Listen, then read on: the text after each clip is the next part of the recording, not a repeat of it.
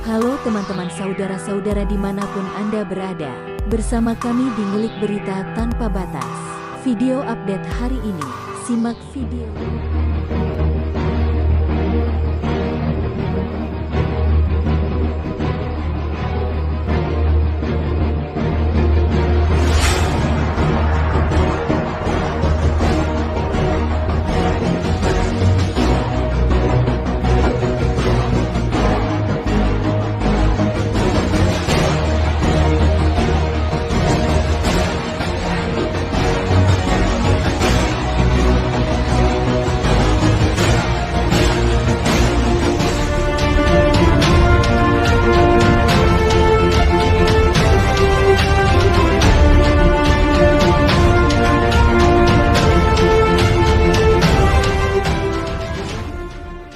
NATO telah mengumumkan rencana untuk secara dramatis meningkatkan pasukannya. Ini karena Rusia terus menimbulkan ancaman yang meningkat dan substansial terhadap keamanan Eropa. Oleh karenanya NATO tengah membangun kekuatan dengan mengumpulkan lebih dari 300.000 pasukan.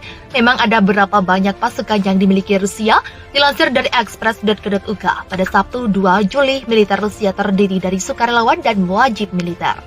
Sehingga jumlah pasukannya sekitar 1,3 juta setiap tahunnya. Informasi bervariasi, tapi menurut pelajak pertahanan Global Firepower, kekuatan militer Rusia menempati urutan kedua di dunia setelah Amerika Serikat. Secara total, Rusia memiliki 850.000 personel aktif dan 250.000 cadangan, setara dengan sekitar 1.350.000 secara keseluruhan. Keseimbangan Militer Institute Internasional untuk Studi Strategis memperkirakan jumlah personel aktif yang tersedia untuk Rusia sekitar 900.000. Sementara Angkatan Bersenjata memperkirakan negara itu memiliki sekitar 1.154.000. Sial Facebook juga mencantumkan Rusia memiliki sekitar 850.000 personel aktif dan membagi kekuatannya menjadi 300.000 pasukan darat, 40.000 pasukan lintas udara, 150.000 angkatan laut, 160.000 pasukan luar angkasa, 70.000 pasukan roket strategis. Diperkirakan ada sekitar 20.000 pasukan operasi khusus, sekitar 100.000 personel berseragam lainnya, komando dan kontrol cyber, dukungan logistik keamanan, dan sekitar 200-250.000 pasukan penjaga nasional federal. Pasukan darat Rusia menurut Global Firepower, Rusia menempati peringkat pertama sebagai negara dengan jumlah pasukan darat terbesar melebihi AS. Rusia diperkirakan memiliki sekitar 12.420 tank, 30.122 kendaraan lapis baja, 6.574 artileri self-propelled, 7.571 artileri yang ditarik, dan 3.391 proyektor roket. Kekuatan Angkatan Laut Rusia, Armada Angkatan Laut Rusia diperkirakan menempati peringkat kedua di dunia, tepat di belakang Cina, dengan total 605 kapal. Negara ini dikatakan memiliki 70 kapal selam, 15 kapal perusak, 11 frigat, 86 korvet, 59 kapal patroli, dan 49 kapal perang kapal selam. Tapi Rusia hanya memiliki satu kapal induk, yaitu Laksamana Kuznetsov. Kekuatan udara Rusia dengan jumlah total pesawat Rusia mencapai 4.173. Kekuatan udara Rusia menempati peringkat kedua.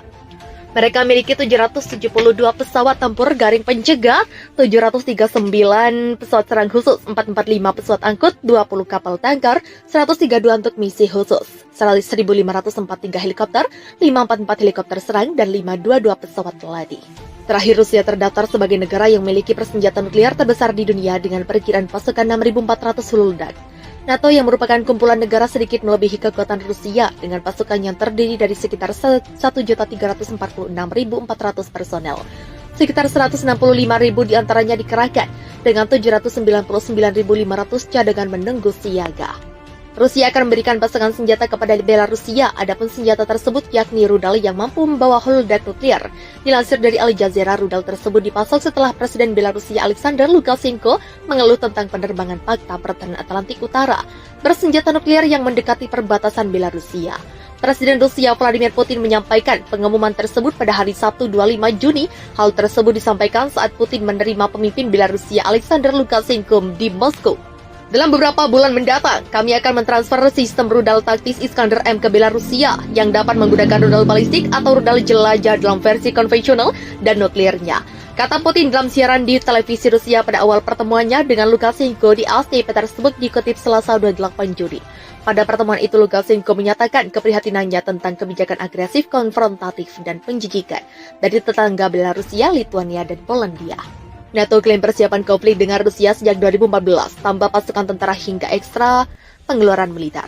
Sekretaris Jenderal Pakta Pertahanan Atlantik Utara, Jens Stoltenberg, mengatakan kepada wartawan pada Rabu 29 Juni bahwa peningkatan pengeluaran militer dan peningkatan jumlah penempatan pasukan di Eropa Timur sejak 2014 dilakukan untuk mengantisipasi konflik dengan Rusia.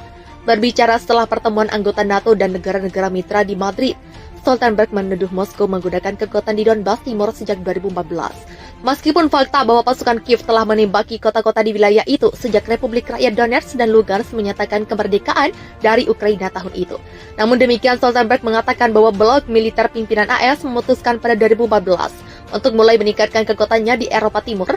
Kenyataannya juga kami sudah mempersiapkan ini sejak 2014, ujarnya.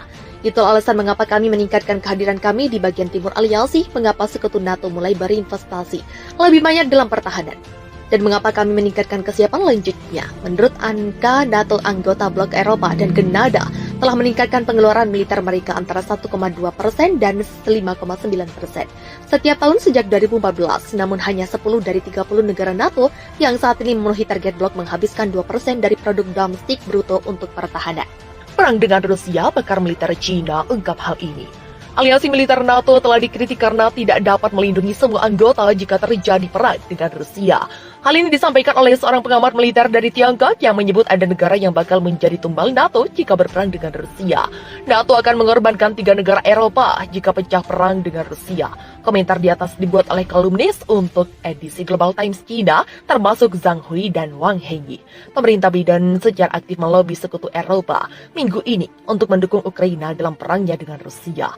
Untuk tujuan ini, pertemuan puncak NATO diadakan di Madrid, di mana AS bermaksud untuk menunjukkan kepada dunia bahwa Barat seharusnya bersatu melawan Rusia. Namun tidak demikian kenyataannya. Analis Cina percaya bahwa di bawah upaya persatuan tampaknya masih memunculkan perpecahan yang tidak dapat diatasi di antara 30 anggota NATO.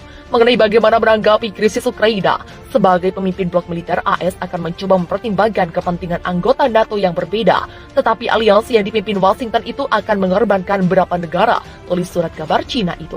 Washington mengatakan bahwa mereka mencoba menggunakan Eropa dengan bantuannya untuk mempromosikan kebijakan permusuhan terhadap Rusia. Namun negara-negara seperti Prancis dan Jerman menganjurkan otonomi strategi dan memiliki pandangan berbeda tentang tatanan keamanan global dari AS. Jadi AS dengan tegas ingin memperpanjang konflik Ukraina, sementara para pemimpin Eropa, pendiri NATO, sebaliknya ingin mengakhiri krisis sesegera mungkin. Tulis surat kabar Global Times pada saat yang sama. Beberapa negara Eropa Timur menunjukkan sikap berbahaya dalam hubungan mereka dengan Rusia, yaitu Polandia dan 3 negara Baltik. Menurut Lucy, yang seorang peneliti di Akademi Ilmu Sosial Cina, NATO prihatin karena konflik ini bisa meluas ke luar Ukraina. Menurut pakar Tiongkok Song, daerah paling berbahaya kedua adalah Baltik karena Lithuania, Latvia, dan Estonia telah berulang kali meminta NATO untuk meningkatkan kehadiran militer mereka di wilayah mereka. Selain itu, Lithuania mengambil langkah yang sangat berbahaya dengan memblokir aliran barang ke Kaliningrad, mendorong Rusia untuk mengancam akan merespons dengan cara yang paling parah. Pada saat yang sama, pakar Rusia mengatakan bahwa sulit bagi negara-negara NATO yang memimpin untuk memperjuangkan 3 negara Baltik jika mereka memprovokasi konflik militer dengan Federasi Rusia. Rusia berargumen bahwa sebagai gantinya koalisi akan memberikan dukungan militer ke Lithuania, Latvia, dan Estonia dengan cara yang sama seperti yang saat ini diberikan kepada Ukraina. Bak buka kartu sendiri, jika NATO benar-benar musuh Rusia, siapa sangka organisasi militer itu sudah rencanakan perang dengan Rusia. Sejak 2014, apa alasannya? Awal tahun 2022, dunia dihebohkan dengan dimulainya perang antara Rusia dan Ukraina. Perang itu dimulai ketika Presiden Rusia Vladimir Putin pada 24 Februari 2022 mengatakan dalam pidatonya mengenai pendeklarasian operasi militer khusus di Ukraina. Sejak saat itu, Rusia mulai menyerang Ukraina hingga mengakibatkan adanya ledakan di sejumlah kota besar di Ukraina. Ratusan korban tewas dan luka-luka pun berjatuhan. Meski Rusia memulai serangan awal tahun ini, setelah situasi terus memanas di wilayah tersebut, rupanya organisasi militer NATO telah bersiap untuk perang sejak beberapa tahun lalu. Melansir RT.com, Sekretaris Jenderal NATO Jens Stoltenberg mengatakan kepada wartawan pada hari Rabu bahwa persiapan telah dilakukan sejak 2014 dengan peningkatan pengeluaran militer dan peningkatan jumlah penempatan pasukan di Eropa Timur. Disebut hal itu untuk mengantisipasi konflik dengan Rusia.